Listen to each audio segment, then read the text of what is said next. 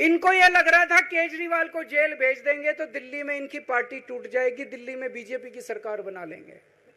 इनको लग रहा था पंजाब की सरकार तोड़ के पंजाब में हम अपनी सरकार बना लेंगे, इनके एमएलए तोड़ लेंगे। लेकिन हमारी पार्टी नहीं टूटी।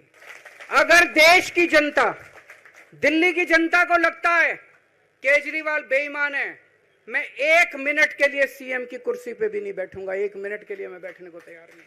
हमारी पार्टी का बैंक अकाउंट खाली है। मैंने जिंदगी में कुछ नहीं कमाया, अपनी इज्जत और अपनी ईमानदारी के सिवा मेरे पास कुछ नहीं आया।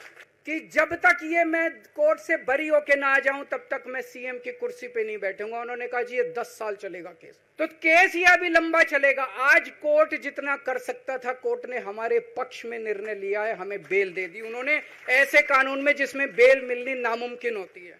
आज मैं आपकी अदालत में आया हूं, जनता की अदालत में आया हूं, आपसे पूछने के लिए आया हूं, क्या आप केजरीवाल को ईमानदार मानते हो कि गुनहगार मानते हो? 2 दिन के बाद, आज से 2 दिन के बाद मैं सीएम की कुर्सी से इस्तीफा देने जा रहा हूं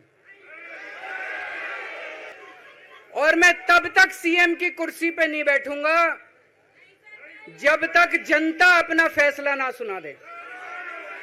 मैं जनता के बीच में जाऊंगा, गली गली में जाऊंगा, घर घर में जाऊंगा, और जब तक जनता अपना फैसला ना सुना दे कि केजरीवाल ईमानदार है, तब तक मैं सीएम की कुर्सी के ऊपर नहीं बैठूंगा।